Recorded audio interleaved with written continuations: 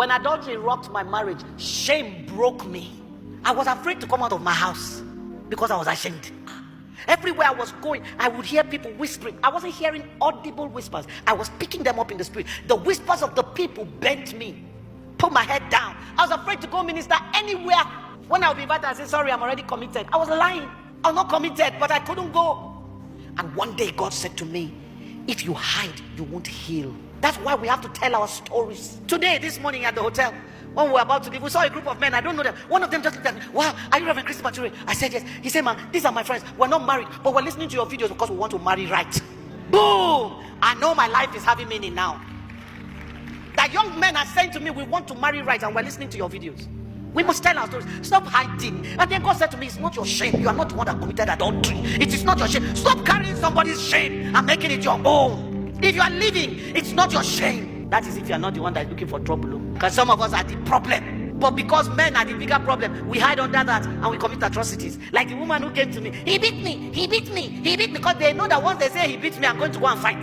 So I sent for the husband. I look at how distinguished you look. How can you beat your wife? He said, ma, is that all she told you? I said, yes. He said, am I allowed to speak? I said, yes. He said, ma, we've been married 10 years.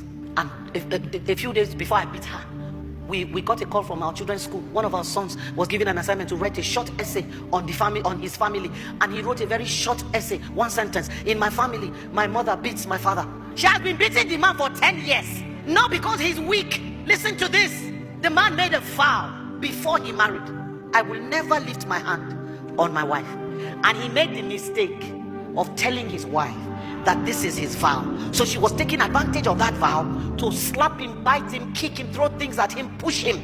And the children were watching. So the man said to the wife, all the good things happening in our family, our children can't see it because of this one thing. This is not the good image or a good image of family. He said, don't hit me again. If anything happens between the two of us, speak like I do to you. Do not hit me again. The day you hit me again, I will beat you. I don't know that she thought he was joking, or old habits die hard. The next time something happened, she slapped him. He gently steered her to the bedroom because he didn't want his children to see. Then he beat her in places that she cannot show anybody unless she naked herself. I said to him, sir, you're a very smart man. I like you. I told him to go out, and he went out. And I said to her, is it true? You've been hitting him for 10 years, and you can't take it once. You can't take a dose of your own medicine that you have doled out continuously for 10 years. How dare you come to me and accuse him of what you are more guilty of?